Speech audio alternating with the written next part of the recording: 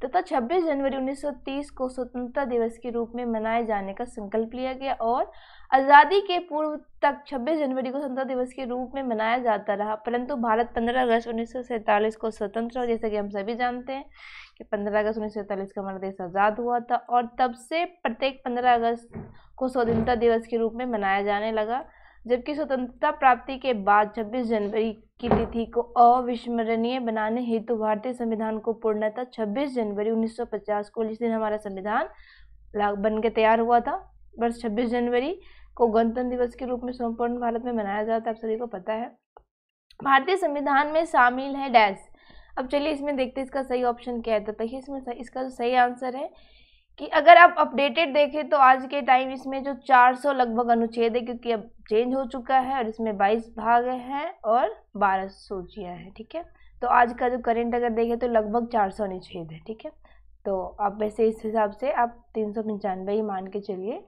भारतीय संविधान में लगभग देखिए यहाँ पे आ गया ना 450 से अधिक अनुच्छेद है, परंतु यह सभी मूल अनुच्छेदों के साथ उपखंड अर्थात क, घ, ग के आदि के रूप में जुड़े हुए। संविधान के मूल पाठ में 22 भाग है, 395 अनुच्छेद है और 8 अनुसूचियां थी, लेकिन अब कितनी है 12 अनुसूचियां। संशोधनों के अब इसमें जो संशोधन की अगर मैं बात करूं तो अभी याद रखिए इसमें वैसे दिया नहीं है, तो इसमें लगभग 100 से अधिक संशोधन हो चुके हैं।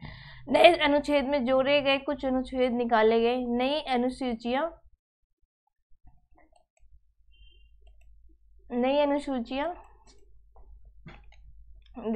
इसमें देखिए जो इसमें बताया गया है अनुसूचियां जोड़ी, उनकी संख्या 8 से बढ़कर 12 हो गई। भारतीय संविधान में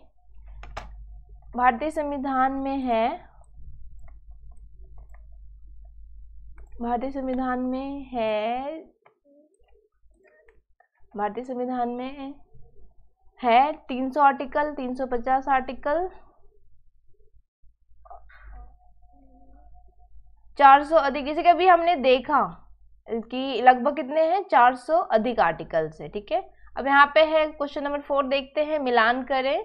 संघ सूची, राज्य सूची। आपको पता है कि हमारे संविधान में 3 तरह की सूचियां होती है। संघ सूची वो सूची जिसपे सिर्फ केंद्र सरकार इस पे कानून बनाने का अधिकार, राज्य सूची जिसमें राज्य सरकार, और संवर्ती सूची जिसमें केंद्र सरकार और राज्य सरकार दोनों मिलकर कोई कानून बनाते हैं, तो उसको हम बोलते हैं संवर्ती सूची। चलिए इसमें हम देखते हैं मिलान का, तो जिसका सही ऑप्शन है बी। ठीक है, तो इसका जो ऑप्शन है बी सही ऑप्शन है। इसका ए का हो जाएगा आपका संघीय सूची में टोटल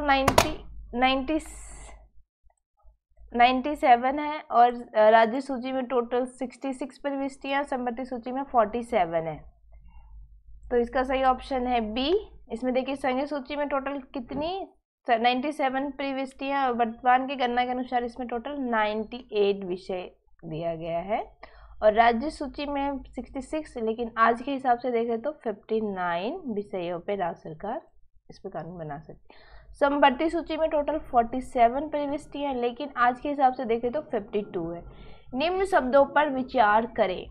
तो देखिए समाजवादी, प्रजातांत्रिक, सार्वभौमिक, धर्मनिरपेक्ष, सही शब्दों के विचार अनुसार कर्म दीजिए। तो इसका सही ऑप्शन है CADV, यानी कि सबसे पहले आएगा आपका सार्वभौमिक, उसके बाद आएगा समाजवादी, उसके बाद आएगा आपका धर्मनिरपेक्ष, फिर आएगा आपका प्रजातांत्रिक। ठीक है, तो भारतीय देश की व्याख्या देख लेते हैं। भारतीय संविधान की प्रस्तावना में भारत को एक सार्वभौम समाजवादी, जैसे कि आपने पढ़ा होगा जो भारत की संविधान का प्रस्तावना यानी शॉर्ट समरी संविधान का, तो उसमें बोला जाता है ना, हम भारत के लोग भारत को एक धर्मनिरपेक्ष प्रजातांत्रिक गणतंत्र के रूप में घोषित किया गया है।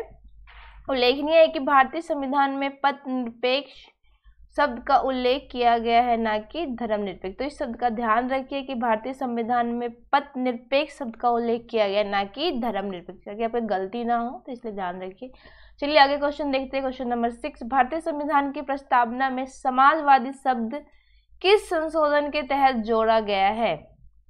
तो इसमें आपसे संशोधन पूछा गया, तो इसका सही ऑप्शन है बी, यानी कि 44 यानी कि 44वां संशोधन में भारतीय संविधान में समाजवादी शब्द को जोड़ा गया। बहुत इंपॉर्टेंट क्वेश्चन है, यूपीएससी के प्रीलिम्स में भी पूछा गया था। तो इसमें चलिए इसका व्याख्या देख लेते हैं। 42वें संविधान संशोधन में 1976 द्वारा संविधान की प्रस्तावना में समाजवादी, पथ निरपेक्ष और अखंडता शब्द को जोड़ा गया था। चलिए अब हम अगला क्वेश्चन पे आते हैं, प्रश्न पे आते हैं। एक नए राज्य बनाने में संवैधानिक संशोधन के लिए कैसा बहुमत चाहिए, यानी कि एक नए राज्य में संवैधानिक संशोधन अगर बनाना है तो कैसा बहुमत चाहिए? तो इसका सही ऑप्शन है ए, यानी कि साधारण बहुमत चाहिए। चलिए इसकी व्याख्या पे हम लोग आते हैं। एक नए राज्यों के निर्माण के लिए संशोधन हेतु अनुच्छेद 368 के तहत विशेष प्रक्रिया संविधान संशोधन प्रक्रिया में अपनाई नहीं जाती है। संसद साधारण बहुमत से नए राज्य का निर्माण कर सकती है तथा संविधान के अनुच्छेद 4 और 2 के अनुसार इस प्रकार की विधि अनुच्छेद 368 के प्रयोजन के लिए संविधान का संशोधन नहीं समझी जा सकती है। चलिए हम अगला प्रश्न पे आते हैं। उन मौलिक अधिकार का चयन करें जो भारतीय नागरिक को प्राप्त है परंतु गैर नागरिक को नहीं। तो गैर नागरिक कौन होते हैं? जो भारत के निवासी नहीं है। ठीक है, चलिए इसका सही देखते हैं प्रश्न उत्तर क्या है। तो इसका सही ऑप्शन है भाषण एवं अभिव्यक्ति की स्वतंत्रता। ठीक है, तो ये किसको अधिकार प्राप्त है? सिर्फ भारतीय को प्राप्त है, लेकिन गैर नागरिक को नहीं, यानी कि जो हमारे भारत के लोग नहीं है उनको ये अधिकार नहीं है। चलिए अब इसकी थोड़ी सी हम व्याख्या पे आ जाते हैं। भारतीय संविधान के भाग 3 में वर्णित, तो इसमें देखिए क्वेश्चन और भी कवर हो जाता है कि मौलिक अधिकार का संविधान का किस भाग में वर्णन किया गया। तो आप लोग ये एक अलग से याद रखिए। तो भारतीय संविधान के भाग 3 में मौलिक अधिकार अनुच्छेद 19 में दिया गया है भाषण एवं अभिव्यक्ति की स्वतंत्रता। देखिए यहाँ पे क्वेश्चन और कवर हो जाता है कि किस अनुच्छेद में हमारा ये अधिकार आता है। तो अनुच्छेद 19 में आता है। और अनुच्छेद 29 में अल्पसंख्यक वर्ग के हितों का संरक्षण मात्र भारतीय नागरिकों को प्राप्त है और यह गैर नागरिकी को प्राप्त नहीं है। तो देखिए आप इतने से इस भाग में व्याख्या में आपके 3-4 क्वेश्चन कवर हो जाते हैं कि भारतीय संविधान का मौलिक अधिकार किस भाग में वर्णन है और ये अनुच्छेद किस में 19 में आता है, और अल्पसंख्यक का जो वर्णन है किस अनुच्छेद में? तो 29 में है। और कौन सा अधिकार गैर विदेशी को प्राप्त नहीं है? तो भाषण एवं अभिव्यक्ति की स्वतंत्रता। देखिए इस छोटे से व्याख्या से आपके 3 क्वेश्चन कवर हो जाते हैं। चलिए हम अगले प्रश्न पे आते हैं, क्वेश्चन नंबर 9। उच्चतम न्यायालय की व्यवस्था अनुसार निजी भवनों के ऊपर राष्ट्रीय झंडे को फहराना डैश के तहत हर नागरिक को मौलिक अधिकार है। तो चलिए इसमें देखिए पहला जो ऑप्शन दिया गया है संविधान का अनुच्छेद 14, संविधान का अनुच्छेद 19, संविधान का अनुच्छेद 21, संविधान का अनुच्छेद 25। तो चलिए इसका सही विकल्प देखते हैं क्या है। तो इसका सही विकल्प है बी, उच्चतम न्यायालय की व्यवस्था के अनुसार निजी भवनों के ऊपर राष्ट्रीय झंडे को फहराना संविधान अनुच्छेद 19 एक के तहत हर नागरिक का क्या है? ये हमारा मौलिक अधिकार है। ठीक है, तो चलिए हम अगले प्रश्न पे आते हैं। भारतीय संविधान के संशोधन करके शिक्षा का अधिकार कब जोड़ा गया था, यानी कि राइट टू एजुकेशन कब जोड़ा गया था? तो ऑप्शन ए है इसका सही ऑप्शन। 1 अप्रैल 2010 में भारतीय संविधान संशोधन में करके शिक्षा का अधिकार जोड़ा गया था। ठीक है, जिसमें आपको पता होगा कि 1st से लेके 8th क्लास तक फ्री एजुकेशन दी जाती है गवर्नमेंट के थ्रू। तो 86वें संविधान संशोधन अधिनियम 2002 के द्वारा संविधान के भाग 3 में नया अनुच्छेद 21 का में जोड़ा गया, जिसके अनुसार राज्य 6 से लेकर 14 वर्ष की आयु को सभी बालकों एवं बालिकाओं को निःशुल्क और अनिवार्य शिक्षा की व्यवस्था करेगा। जैसे आप सभी को मैंने भी बताया कि 1st से लेकर 8th स्टैंडर्ड तक फ्री एजुकेशन होता है, जिसमें कोई पैसा नहीं लगता है। इस अनुक्रम में शिक्षा का अधिकार अधिनियम 2009 संसद द्वारा पारित किया गया था, जो 1 अप्रैल 2010 से लागू हुआ है। तो इसका सही ऑप्शन क्या है? 1 अप्रैल 2010, यानी कि शिक्षा का अधिकार भारतीय संविधान संशोधन में जोड़ा गया। चलिए हम लोग आगे प्रश्न पे आते हैं। अगला प्रश्न क्या है? 11। निम्न में से कौन सा एक मानव अधिकार, ह्यूमन राइट्स है ना, भारतीय संविधान के अंतर्गत मौलिक अधिकार, यानी कि इसमें पूछा गया है कि कौन सा एक मानव अधिकार, यानी कि वो ह्यूमन राइट्स भी माना जाता है और फंडामेंटल राइट्स भी माना जाता है। तो इसका सही ऑप्शन इसमें दिया गया है सी और ए, यानी कि राइट टू इंफॉर्मेशन एवं राइट टू एजुकेशन, यानी कि सूचना का अधिकार एवं शिक्षा का अधिकार। भारतीय संविधान के अनुच्छेद 19 के अनुसार सभी नागरिकों को वाक के स्वतंत्र और अभिव्यक्ति की स्वतंत्रता का अधिकार प्राप्त है। सूचना का अधिकार अभिव्यक्ति के अधिकार में निहित है। यानी कि जो हमारा राइट टू इन्फॉर्मेशन है और राइट टू एक्सप्रेस है, ये दोनों जो हमारा राइट है वो एक ही के अंदर मर्ज है। ठीक है, तो ये मूल अधिकार है। इसके साथ ही सूचना का अधिकार मानव अधिकार है, यानी कि जो हमारा राइट टू इन्फॉर्मेशन है ये हमारा ह्यूमन राइट्स भी है। और शिक्षा का अधिकार 86वें संविधान संशोधन अधिनियम द्वारा मूल अधिकार है। इस प्रकार विकल्प ए और सी इसका सही आंसर है। ठीक है, तो सूचना का अधिकार और शिक्षा का अधिकार ये हमारे भारतीय संविधान के अंतर्गत मौलिक अधिकार भी है और हमारा मानव अधिकार भी है। चलिए हम आगे के प्रश्न की ओर बढ़ते हैं। भारतीय संविधान के भाग 4, अभी मैंने 3 की बात की थी, अब देखिए भाग 4 आ गया। भाग 4 में दिए गए निर्देशित सिद्धांतों में निम्न में से कौन सा सूचीबद्ध है? तो देखिए पहला ऑप्शन इसमें दिया गया है समान कार्य के लिए समान वेतन, दूसरा है समान नागरिक संहिता, और तीसरा है छोटे परिवार का मानदंड, और चौथा ऑप्शन है प्राथमिक स्तर का मातृभाषा। तो इसका जो सही ऑप्शन है वो है आपका बी, समान नागरिक, समान कार्य के लिए समान वेतन, और दूसरा है इसका समान नागरिक संहिता। ये हमारा आता है राज्य नीति निर्देशक सिद्धांत का वर्णन किसमें किया गया है? वो संविधान भाग के 4 में किया गया है। तो अब इस हिसाब से देखिए 2 क्वेश्चन कवर हो जाता है कि मौलिक अधिकार का संविधान के कौन से भाग में वर्णन है, तो 3 में, और चौथे में क्या है राज्य नीति निर्देशक सिद्धांत, जिसको उसको शॉर्ट फॉर्म में DPSP भी बोलते हैं। तो आप लोग याद रखिएगा। ठीक है, अब हम लोग आगे के प्रश्न की ओर आते हैं।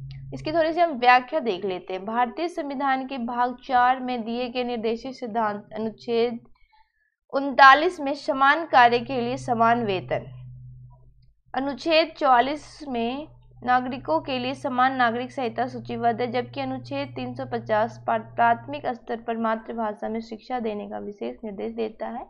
हालांकि ये भाग 4 में उल्लेखित नहीं है, इसका प्रभाव निर्देशक तत्व जैसा है, परंतु यह राज्य द्वारा बाध्यकारी नहीं है। ठीक है, चलिए हम अगले प्रश्न 13वां पे आते हैं। भारत के संविधान में मौलिक कर्तव्य किस संविधान संशोधन के द्वारा जोड़ा गया? यानी कि जो हमारा मौलिक कर्तव्य है, इसमें बात की जा रही है मौलिक कर्तव्य थी, किस संशोधन में संविधान में जोड़ा गया? तो इसका जो सही उत्तर है वो है बी, यानी कि 42वें संविधान संशोधन में भारतीय नागरिकों के लिए मूल कर्तव्य का विवरण संविधान भाग 4 के क अनुच्छेद 51 के क के तहत दिया गया है, और ये 42वें संविधान संशोधन 1976 द्वारा इसे जोड़ा गया। यानी कि मौलिक कर्तव्य का याद रखिएगा 42वें संविधान संशोधन। ठीक है, चलिए ना देर करते हम अगले प्रश्न पे आते हैं। क्वेश्चन नंबर 14, भारत के राष्ट्रपति अपनी शक्तियों का प्रयोग करते हैं। तो देखिए इसमें क्या पूछा गया है कि भारत के राष्ट्रपति अपनी शक्तियों का प्रयोग करते हैं सीधे अथवा अपने अधीनस्थ अधिकारियों द्वारा, मंत्रियों द्वारा, प्रधानमंत्रियों द्वारा, मंत्रिमंडल के द्वारा। तो इसका सही जो विकल्प है वो है सीधे अथवा अपने अधीनस्थ अधिकारियों द्वारा। ठीक है, चलिए इसका थोड़ा व्याख्या हम लोग देख लेते हैं। भारतीय संविधान के अनुसार भारत का एक राष्ट्रपति होगा। आपको लोगों को एक चीज़ और बता देती हूँ कि जो राष्ट्रपति है वो भारत का प्रथम नागरिक कहलाता था। अभी कभी आपसे एग्जाम में पूछा जाए तो आप लोग याद रखिएगा। अनुच्छेद 52 जिसमें संघ की कार्यपालिका शक्ति निहित होगी और इसका प्रयोग इस संविधान के अनुसार स्वयं या अपने अधीनस्थ अधिकारियों द्वारा करेगा। ये किस में दिया गया है? इसका विवरण अनुच्छेद 53 और 1 में दिया गया। ठीक है, अब चलिए हम अगले प्रश्न में आते हैं। यदि राष्ट्रपति एवं उपराष्ट्रपति का पद खाली हो तो भारत के राष्ट्रपति के पद पर कौन होता है? देखिए बहुत अच्छा क्वेश्चन पूछा गया है कि यदि राष्ट्रपति एवं यानी कि उपराष्ट्रपति का दोनों का ही पद खाली हो तो भारत के राष्ट्रपति का पद पर कौन होता है? तो देखिए इसका ऑप्शन हमसे देख लेते हैं। पहला है प्रधानमंत्री, दूसरा है भारत का मुख्य न्यायाधीश, तीसरा है लोकसभा, और चौथा है इनमें से कोई। तो इसका सही विकल्प है वो है भारत का मुख्य न्यायाधीश। यानी कि जब हमारे देश में राष्ट्रपति और उपराष्ट्रपति नहीं होंगे तो उसके भी जगह पे कौन होगा? तो भारत का मुख्य न्यायाधीश। चलिए इसकी थोड़ी सी हम व्याख्या देख लेते हैं। अनुच्छेद 65 के अनुसार यदि मृत्यु, त्यागपत्र अथवा हटाए जाने की स्थिति में राष्ट्रपति का पद अगर रिक्त हो तो पद का जो कार्यभार उपराष्ट्रपति संभालेगा। यदि किन्हीं कारणों से उपराष्ट्रपति भी उपलब्ध नहीं है तो उच्चतम न्यायालय का मुख्य न्यायाधीश या उसके ना करने पर उसी न्यायालय का वरिष्ठतम न्यायाधीश जो उस समय उपलब्ध है राष्ट्रपति के कृत्य को संपादित करेगा, यानी कि राष्ट्रपति उत्तराधिकार अधिनियम कब आया था? 1969। ठीक है, तो चलिए हम लोग अगले प्रश्न पे आते हैं। अगला प्रश्न क्या है आपका, चलिए देख लेते हैं। चलिए 16वां प्रश्न देखते हैं कि श्रीमती प्रतिभा पाटिल, आपको पता है कि भारत की पहली महिला राष्ट्रपति कौन थी? तो श्रीमती प्रतिभा पाटिल, आप लोग एक एडिशनल क्वेश्चन से याद रखिए। श्रीमती प्रतिभा पाटिल का भारतीय गणतंत्र के राष्ट्रपति के रूप में क्या कर्म किया? यानी कि आपको पता है कि हर 5 साल में हमारे देश के राष्ट्रपति बदलते रहते हैं, तो ये कौन से नंबर की राष्ट्रपति थी? तो चलिए देखते हैं। पहला ऑप्शन है 10वां, 11वां, 12वां और 13वां। तो इसका जो सही ऑप्शन है वो है 12वां, यानी कि जो श्रीमती प्रतिभा पाटिल थी वो भारत की 12वीं राष्ट्रपति थी। 19 जुलाई 2007 को भारतीय गणतंत्र के 13वें राष्ट्रपति चुनाव संपन्न हुए थे। कब हुए थे? तो 25 जुलाई 2007 को प्रतिभा देवी सिंह पाटिल ने व्यक्ति के अनुसार देश के 12वें राष्ट्रपति के रूप में शपथ ग्रहण किया और कार्यकाल के अनुसार उनका क्रम 14वां था और 25 जुलाई 2017 से देश के 14वीं राष्ट्रपति रामनाथ कोविंद। अभी करंट में तो आपको पता है कि श्री द्रौपदी मुर्मू है।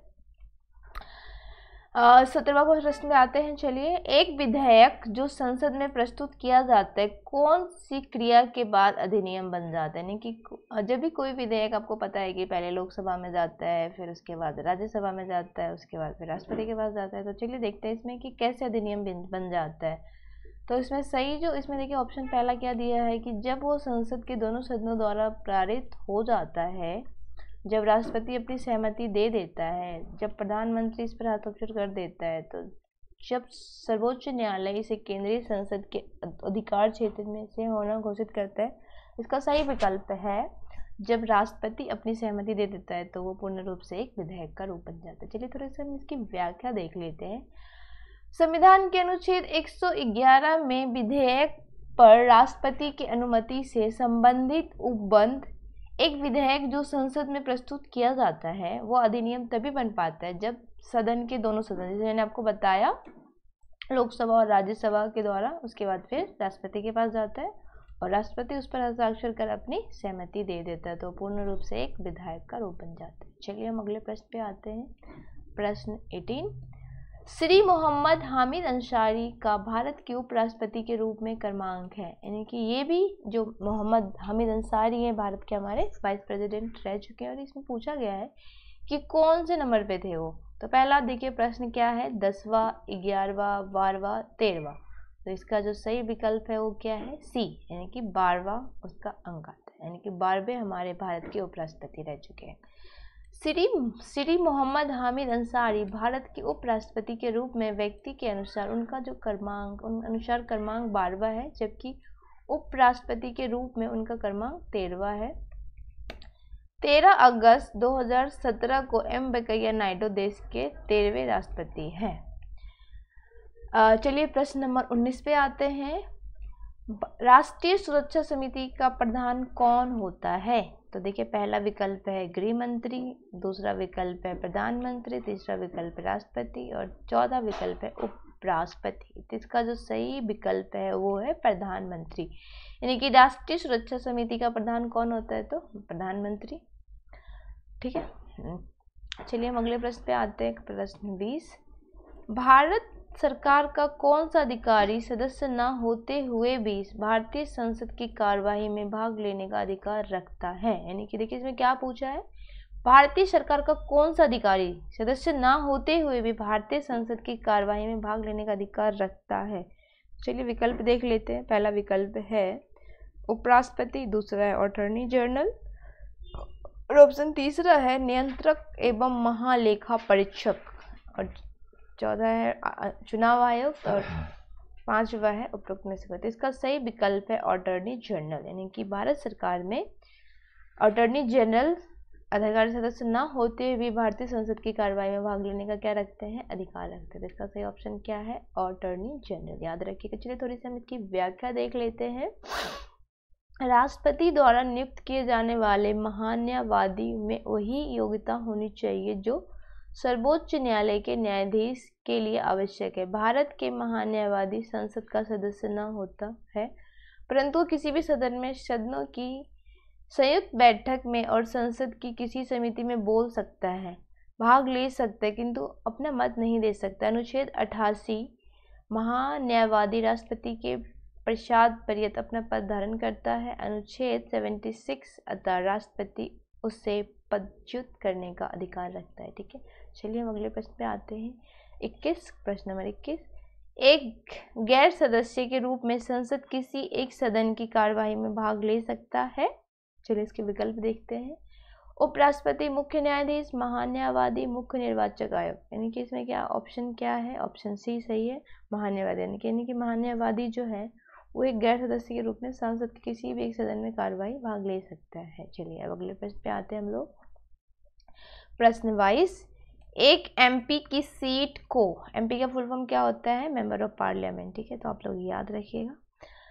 एक एमपी की सीट को रिक्त घोषित किया जा सकता है यदि वह सदन से लगातार डैश की अवधि के लिए अनुपस्थित रहता है। तो चलिए इसका सही विकल्प हम देख लेते हैं। इसमें 5 विकल्प है। पहला विकल्प है 6 माह, दूसरा है 2 माह, तीसरा है 3 माह और चौथा है 1 वर्ष और 5वां में से कोई। इसका जो सही विकल्प है 2 माह।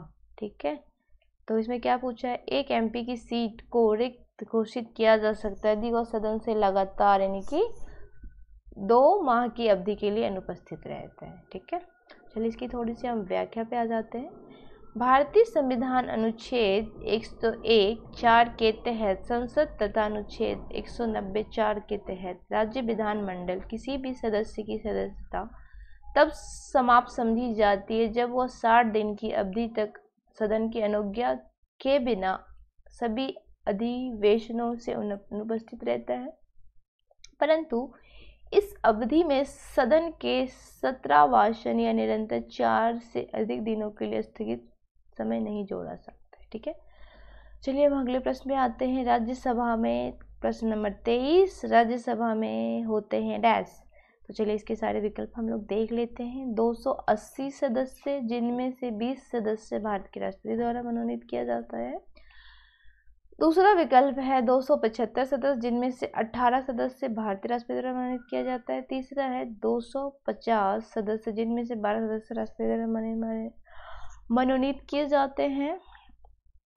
अब देखिए अगला हम विकल्प देखते हैं, इसका क्या है? 252, जिसमें 12 सदस्य भारत राष्ट्रपति द्वारा मनोनीत किया जा सकता है। तो इसका जो सही विकल्प है वो है सी। इसमें देखिए सी। तो क्या है? 250 सदस्य होते हैं राज्यसभा में, और आपको पता है कि लोकसभा में टोटल सीटें कितनी होती है? 545 होती है, तो आप याद रखिएगा। और जो 12 सदस्य होते हैं वो राष्ट्रपति के द्वारा मनोनीत किए जाते हैं। ठीक है, चलिए इसकी व्याख्या पे हम लोग थोड़ा सा नज़र डाल लेते हैं। भारतीय संविधान अनुच्छेद 80 में कहा गया है कि राज्य और संघ क्षेत्रों के 238 से अधिक प्रतिनिधि तथा राष्ट्रपति द्वारा नाम निर्देशित किए जाने वाले 12 सदस्यों से मिलकर राज्यसभा बनेगी। चलिए हम लोग अब आते हैं प्रश्न नंबर 24। भारतीय संविधान के अनुसार राज्यसभा का कार्यकाल कितना होता है? चलिए हम विकल्प देख लेते हैं। 2 वर्ष में 1 वर्ष समाप्त हो जाता है, प्रत्येक 5 वर्ष में समाप्त हो जाता है, प्रत्येक 6 वर्ष में समाप्त हो जाता है, और डी है समाप्त होने का विषय नहीं है। तो देखिए हमारे संविधान में राज्यसभा का जो कार्यकाल है वो इसमें टोटल 6 वर्ष होता है और लोकसभा में 5 साल होता है, तो आप लोग याद रखिएगा। ठीक है, चलिए इसकी व्याख्या देख लेते हैं।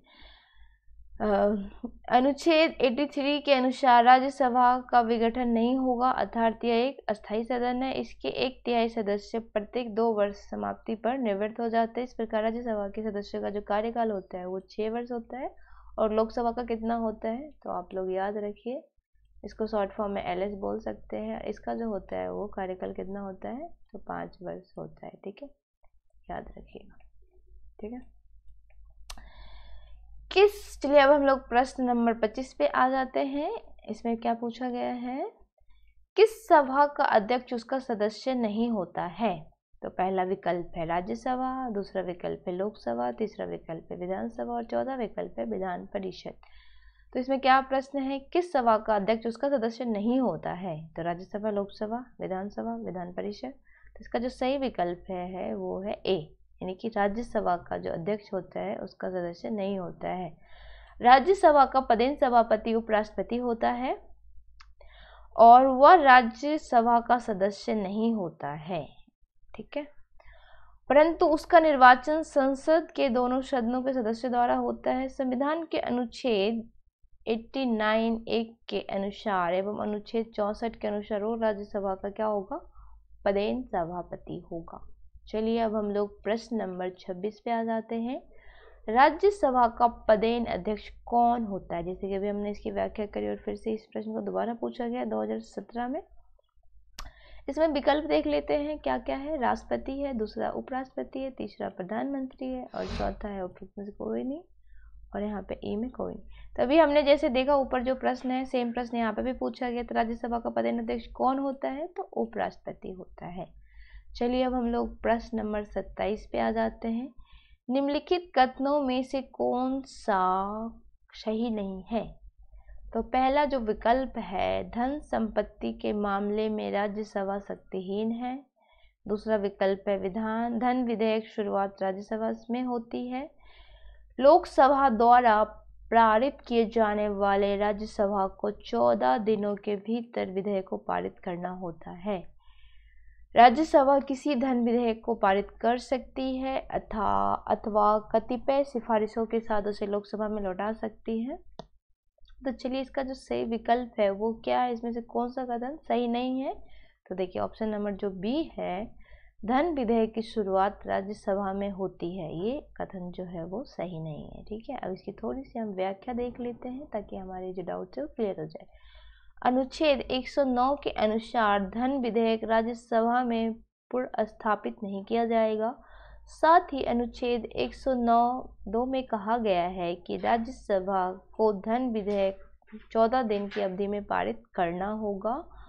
साथ ही राज्यसभा सिफारिशों सहित विधेयक लोकसभा 14 दिनों में वापस करेगी। इससे ज्ञात होता है राज्यसभा धन संबंधी मामलों में क्या है, शक्तिहीन है। चलिए अब हम लोग प्रश्न नंबर 28 देख लेते हैं।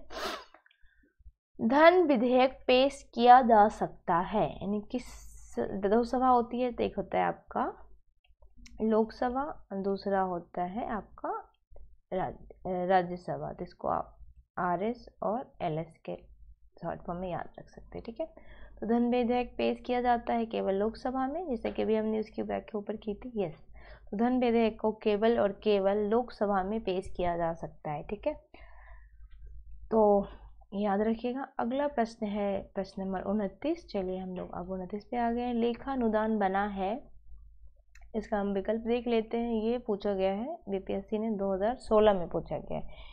कैग की रिपोर्ट पर मतदान के लिए अप्रत्याशित व्यय को पूरा करने के लिए बजट पारित लंबित होने के कारण निधि आवंटन हेतु डी है बजट के लिए, और इसमें जो 5वां ऑप्शन है कोई नहीं।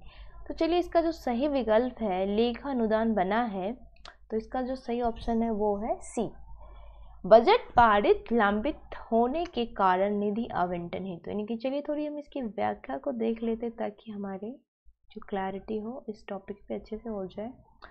विधेयक के पारित होने के बाद ही समय के कोप से कोई रकम निकाली जा सकती है, किंतु यदि सरकार के वित्तीय वर्ष अंत में बदलाव आए और नई सरकार विनियोग विधेयक को तुरंत नहीं लाए, किसी अन्य कारण से विनियोग विधेयक को पारित होने से पहले ही रुपए की आवश्यकता हो, अनुच्छेद 116 के तहत लोकसभा लेखानुदान पारित कर सरकार के लिए एक अग्रिम राशि मंजूर कर सकती है। अनुच्छेद 116 में व्यवस्था है कि यदि आकस्मिक परिस्थितियों में सरकार बहुत अधिक धन की आवश्यकता है, जैसे युद्ध के समय, तो सांसद सकल राशि की स्वीकृति दे सकते हैं, और इसे क्या बोलते हैं, हम अनुदान कहते हैं, ठीक है। तो चलिए अब हम लोग आते हैं अपने अगले प्रश्न की ओर। अगला प्रश्न है आपका प्रश्न नंबर 30। लोक लेखा समिति अपनी रिपोर्ट प्रस्तुत करती है, क्या है? इसका जो सही विकल्प है, पहला विकल्प है नियंत्रक एवं महालेखा परीक्षक को। ऑप्शन जो दूसरा विकल्प है वो है लोकसभा के स्पीकर को। तीसरा विकल्प है संसदीय मामलों के मंत्री को और चौथा विकल्प है भारत के राष्ट्रपति को। देखिए बीपीएससी 2011 में प्रश्न ये पूछा गया है कि जो लोक लेखा समिति है अपनी रिपोर्ट प्रस्तुत करती है तो लोकसभा के स्पीकर को करती है। तो किसको करती है? लोकसभा के स्पीकर को करती है। ठीक है, तो चलिए मुझे कमेंट बॉक्स में बताइएगा कि अभी जो वर्तमान में लोकसभा के स्पीकर कौन है। ठीक है, लोक लेखा समिति के द्वारा अपनी रिपोर्ट लोकसभा के स्पीकर को प्रस्तुत की जाती है। यानी कि लोक लेखा समिति जो है अपनी रिपोर्ट लोकसभा के किसको देते हैं? स्पीकर को प्रस्तुत करते हैं।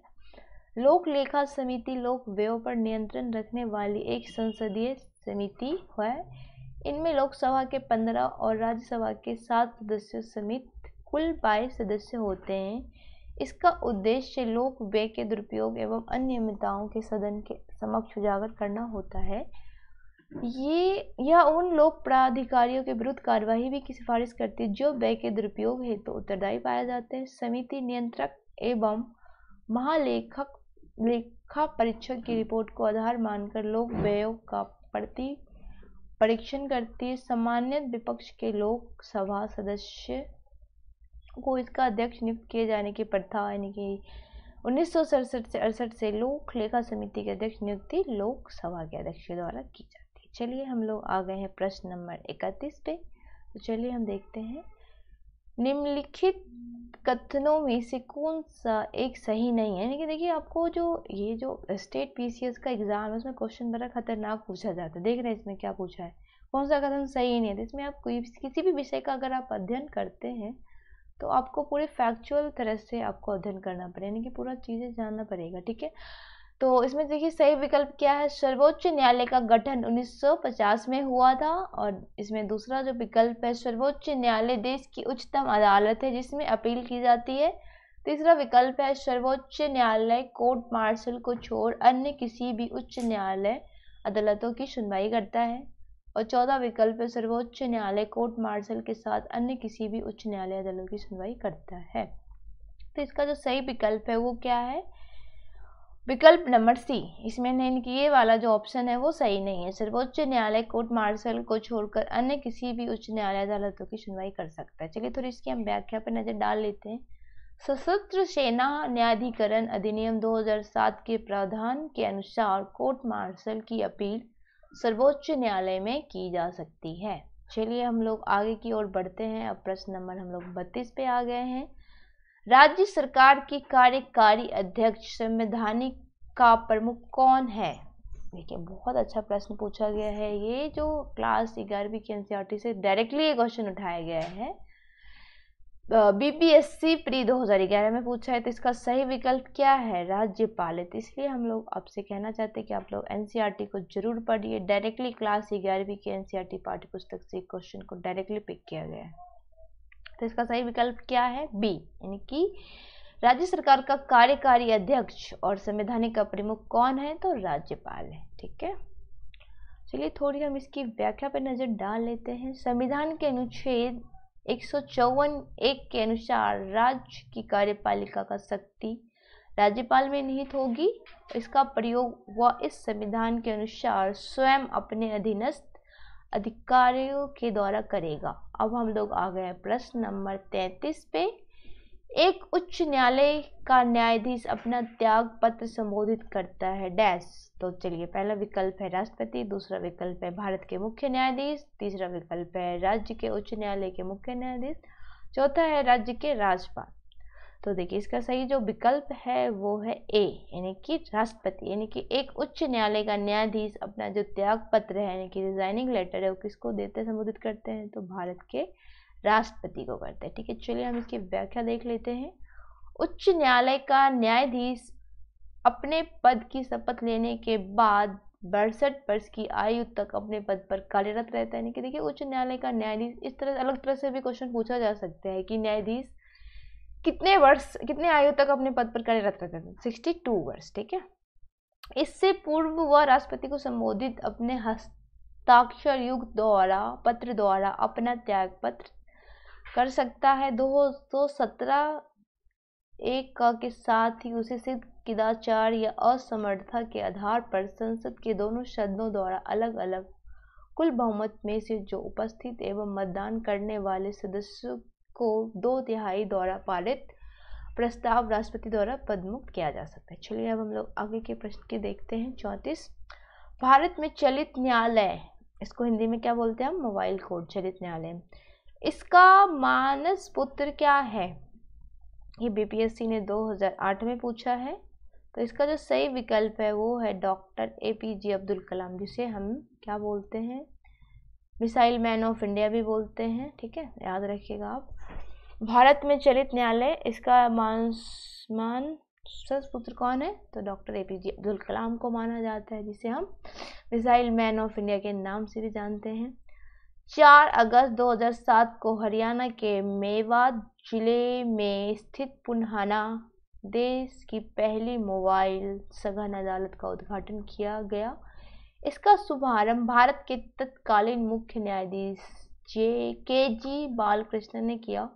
इसका उद्देश्य सुदूर एवं पिछड़े इलाकों तक न्यायिक व्यवस्था का लाभ पहुंचाना। इस प्रकार के न्यायालय की परिकल्पना सर्वप्रथम भूतपूर्व राष्ट्रपति डॉक्टर एपीजे अब्दुल कलाम ने की थी। ठीक है, किस अनुच्छेद, चलिए अब हम लोग प्रश्न 35 की ओर चलते हैं। किस अनुच्छेद के अनुसार भारत के राष्ट्रपति द्वारा राष्ट्रीय आपातकाल की घोषणा की जाती है? देखिए ये जो क्वेश्चन है ना, डायरेक्टली 11th क्लास की जो एनसीईआरटी है पॉलिटी की, डायरेक्टली वहां से ही उठा ली है, सीधा लाइन ही उठा ली है।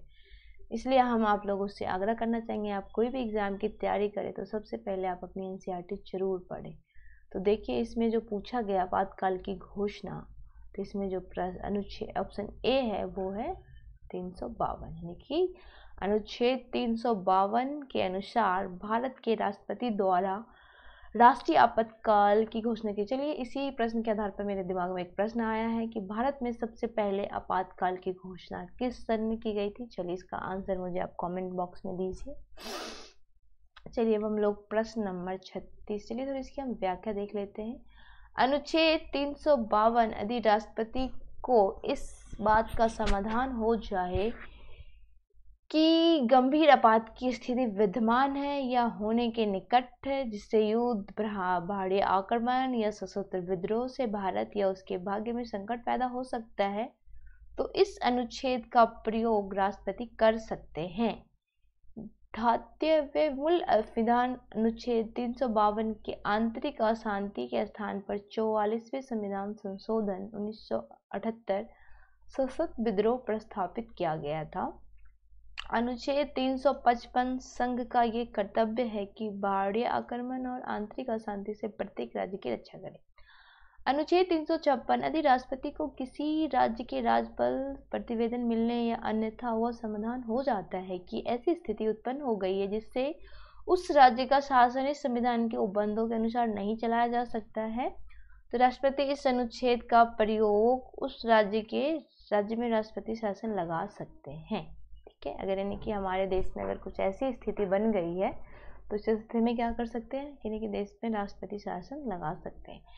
अनुच्छेद 360 यदि राष्ट्रपति को यह समाधान हो जाए कि ऐसी स्थिति पैदा हो गई है जिससे भारत या उसके किसी भाग का वित्तीय स्थिति संकट में है, तो वह वित्तीय आपात की घोषणा कर सकता है। तो याद रखिएगा वित्तीय आपात की जो घोषणा है किसमें की गई है, अनुच्छेद 360 में की गई। ठीक है, चलिए हम लोग आगे के प्रश्न की ओर बढ़ते हैं। प्रश्न नंबर 36, केंद्र और राज्य व्यवस्थापिकाओं के लिए मतदान न्यूनतम उम्र 21 वर्ष से 18 वर्ष की गई है। ये भी क्वेश्चन डायरेक्टली एनसीईआरटी क्लास कक्षा 11 से ली गई है, डायरेक्टली ये लाइन उठा लिया गया है। तो ये बीपीएससी ने 2018 में ये प्रश्न पूछा गया है, तो इसका जो सही विकल्प है वो है सी, यानी कि 61वें संशोधन 1989 में ये हुआ था। यानी कि पता है कि आज के टाइम कोई भी व्यक्ति अगर 18 वर्ष की है, उसके पास वोटर आईडी कार्ड है, वो तो अपना देश में मतदान कर सकता है और अपना मूल्यवान वोट दे सकता है। तो 61वें संविधान संशोधन अधिनियम 1988 द्वारा मताधिकार आयु को 21 वर्ष से घटाकर 18 वर्ष किया गया है। 28 मार्च 1989 से प्रभावी हुआ है। नव युवकों द्वारा 18 वर्ष की आयु पर मताधिकार का पहली बार प्रयोग किया? नवंबर 1989 में संपन्न 9वीं लोकसभा आम चुनावों में किया गया। ठीक है, तो चलिए अब हम लोग प्रश्न नंबर 37 देख लेते हैं।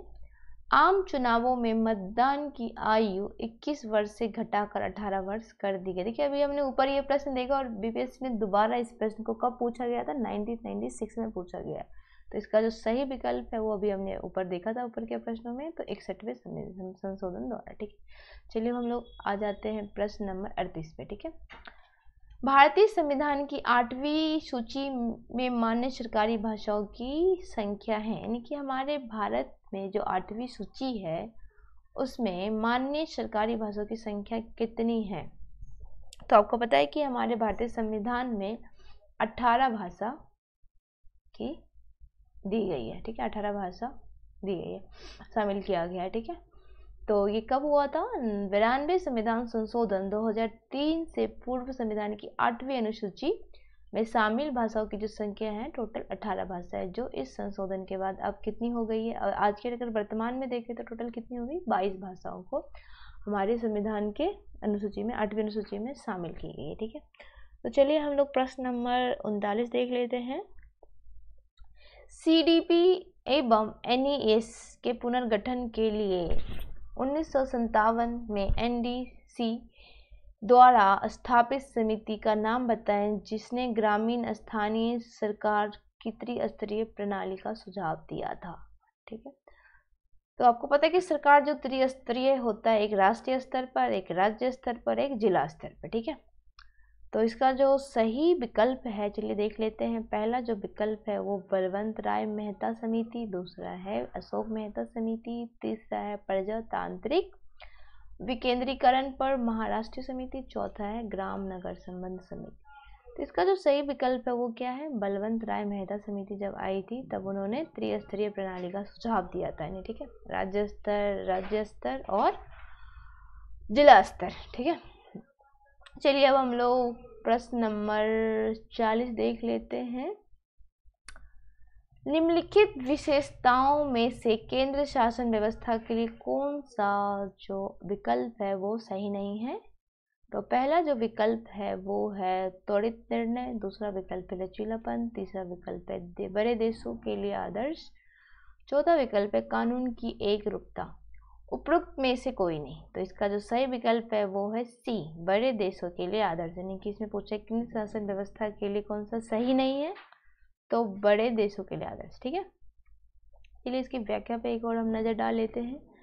केंद्र शासन व्यवस्था में सर्वोच्च सत्ता केंद्रीय प्राधिकार और उसकी विभिन्न अनुपंगी इकाइयों के बीच बट जाती है। आमतौर पर संघीय व्यवस्था में 2 स्तर पर सरकार होती है, एक केंद्र सरकार, दूसरी राज्य सरकार। अलग अलग स्तर की सरकारें एक ही नागरिक समूह पर शासन करती है, पर कानून बनाने, कर वसूलने और प्रशासन में अपना अधिकार क्षेत्र होता है। केंद्र शासन व्यवस्था में त्वरित निर्णय, लचीलापन एवं कानून की एकरूपता परिचायक है, परंतु यह छोटे देशों के लिए आदर्श व्यवस्था होती है, न कि बड़े देशों के लिए। ठीक है, चलिए अब हम लोग प्रश्न 41 देख लेते हैं।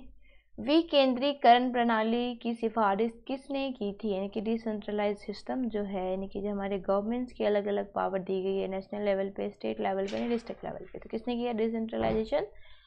तो इसका जो सही विकल्प है वो है सी, बलवंत राय मेहता ने। अभी जो हमने इसका प्रश्न देखा था कि इन्होंने त्रिस्तरीय कमेटी भी लेके आए थे और इन्होंने ही डिसेंट्रलाइज सिस्टम को भी सिफारिश की थी। किसने की थी? बलवंत राय मेहता ने। तो चलिए अब हम लोग आ जाते थोड़ी सी इस प्रश्न की व्याख्या देख लेते हैं। सर्वप्रथम बलवंत राय मेहता ने नवंबर 1957 में पंचायती राज अपनी सिफारिश प्रस्तुत की, जिसमें उन्होंने प्रजातांत्रिक विकेंद्रीकरण की सिफारिश की। इनके अनुसार त्रिस्तर यानी कि पंचायत स्तर संस्थाओं का गठन होना चाहिए, जिला स्तर, ब्लॉक स्तर, यानी कि जो सरकार है वो पंचायती राज स्थान का गठन, इसमें जिला स्तर पर, ब्लॉक स्तर पर, ग्रामीण स्तर पर। ठीक है, 42वां जो प्रश्न है वो किस पे आधारित है? चलिए देख लेते हैं। अशोक मेहता समिति ने निम्नलिखित की सिफारिश की। जैसे कि अभी हमने देखा था, अभी 2 प्रश्नों में अभी फिर से तीसरी बार रिपीट हुआ, क्योंकि जो बीपीएससी ने ये 3 बार इस सेम प्रश्न को पूछा गया है। तो क्या है इसका जो सही विकल्प है वो है पंचायती राज की द्विस्तरीय सरकार, ठीक है। तो वर्ष 1977 में गठित अशोक मेहता समिति ने अगस्त 1978 में अपनी रिपोर्ट प्रस्तुत की, जिसमें पंचायती राज व्यवस्था के लिए त्रिस्तरीय प्रतिमान का स्थान पर द्विस्तरीय का प्रतिमान की संस्तुति की गई। इसमें जनपद स्तर पर जिला परिषद और 15,000 से 2,000 जनसंख्या गांव के समूह पर मंडल पंचायत का गठन का सुझाव था। ब्लॉक स्तर पर पंचायत समिति है। तो इसमें देखिए, चलिए सही विकल्प देख लेते हैं। परामर्शदात्री निकाय, दूसरा है प्रशासनिक प्राधिकरण, तीसरा है परामर्शीय समिति और डी है पर्यवेक्षकीय प्राधिकरण। इसका जो सही विकल्प है वो है बी, यानी कि प्रशासनिक प्राधिकरण। ब्लॉक स्तर पर पंचायत समिति एक प्रशासनिक प्राधिकरण या प्रशासनिक प्राधिकारी है जो ग्राम पंचायत और जिला पंचायत के बीच समन्वय एवं पर्यवेक्षक के रूप में कार्य करती है। ग्राम पंचायत और जिला प्रशासन के मध्य में संपर्क स्थापित करती है और क्षेत्र पंचायत में निर्वाचित सदस्यों द्वारा अपने ज्येष्ठ उप प्रमुख तथा कनिष्ठ उप प्रमुख चुने जाएंगे। क्षेत्र पंचायतों को सौंपे गए कार्य समितियों के माध्यम से संचालित किए जाएंगे और इनके निम्न समितियां गठित की जाएगी: शिक्षा समिति, निर्माण कार्य समिति, नियोजन एवं विकास, कल्याण समिति एवं प्रशासनिक समिति। चलिए हम लोग आगे के प्रश्न की ओर आते हैं। प्रश्न नंबर 44, भारत में ब्लॉक स्तर पर बनी पंचायत समिति केवल है डैश। तो इसका जो विकल्प है वो है प्रशासनिक प्राधिकारी। अभी हमने ऊपर के प्रश्नों में देखा था, ठीक है। तो चलिए अब हम लोग आ जाते हैं अगले अपने प्रश्न की ओर। 14 अगस्त 2007 को संसद द्वारा भारतीय संविधान में संशोधन उपरांत एवं अनुसूचित जाति की सूची में जातियों की संख्या कितनी है? तो कितनी है? तो जो सही विकल्प है वो है 1206, यानी कि 14 अगस्त 2007 को संसद द्वारा भारतीय संविधान में संशोधन के उपरांत अब अनुसूचित जाति की सूची में जाति की संख्या कितनी है? 1206 है। तो चलिए इसकी व्याख्या देख लेते हैं। 14 अगस्त 2007 को संसद के द्वारा भारतीय संविधान में संशोधन के बाद अब अनुसूचित जाति की सूची में अनुसूचित जातियों की संख्या कितनी हो गई है? 1206 हो गई है, ठीक है। निम्न में से कौन संयुक्त राष्ट्रीय सुरक्षा परिषद का अस्थायी सदस्य नहीं है? तो इसका जो सही विकल्प है वो है जर्मनी, यानी कि जो जर्मनी है वो यूनाइटेड नेशन का परमानेंट मेंबर नहीं है, ठीक है। संयुक्त राष्ट्र सुरक्षा परिषद में कुल 15 सदस्य होते हैं, जिनमें 5 अस्थायी सदस्य होते हैं। देखिए इसमें थोड़ा सा देख लेते हैं थोड़ा डिटेल में। जो हमारा यूनाइटेड नेशन काउंसिल है, सिक्योरिटी काउंसिल, इसमें टोटल मेंबर जो होती है 15 होते हैं और जिनमें से जो 5 सदस्य होते हैं वो स्थायी होते हैं। इसका सदस्य कौन कौन है? संयुक्त राज्य अमेरिका, इसको आप शॉर्ट फॉर्म में यूएसए बोल सकते हैं, यूएसए, ब्रिटेन, रूस, फ्रांस एवं चीन। शेष 10 अस्थायी सदस्य 2 वर्षों के कार्यकाल के लिए संयुक्त राष्ट्र महासभा द्वारा चुने जाते हैं। अगला प्रश्न क्या है? देखिए, एमनेस्टी इंटरनेशनल एक संगठन है जो जुड़ा है मानव अधिकारों के संरक्षण के लिए, यानी कि ह्यूमन राइट के प्रोटेक्शन के लिए जो बनाया गया है एमनेस्टी इंटरनेशनल संगठन, ठीक है। ये 2015 में यूपीएससी ने पूछा, ठीक है। तो इसकी व्याख्या देख लेते हैं।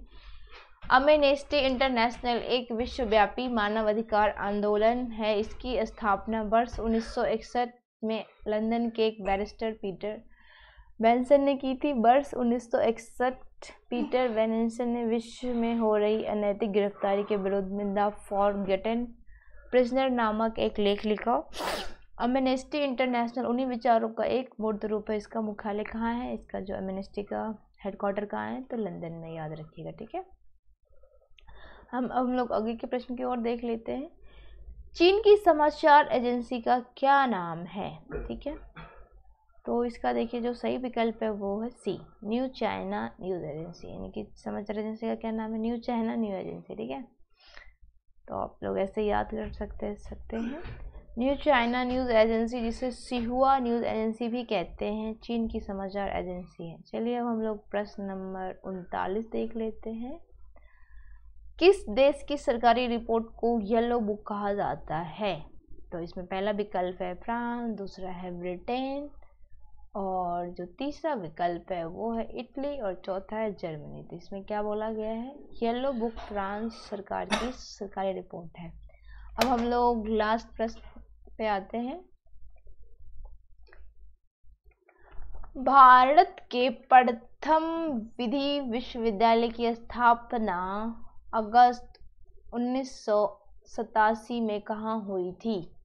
तो इसका सही विकल्प देख लेते हैं। त्रिवेंद्रम, दूसरा है अहमदाबाद, तीसरा है बेंगलुरु और चौथा है नई दिल्ली। तो इसका जो सही विकल्प है वो है सी, यानी कि बेंगलुरु। यानी कि जो भारत में प्रथम विधि विश्वविद्यालय की स्थापना अगस्त 1987 में कहाँ हुई थी? तो बेंगलुरु में हुई थी। आपको पता है कि बेंगलुरु को भारत में सिलिकॉन वैली के नाम से भी बोला जाता है, तो आप लोग याद रखिएगा। भारत के प्रथम विधि विश्वविद्यालय national law school of India की स्थापना 1987 बेंगलुरु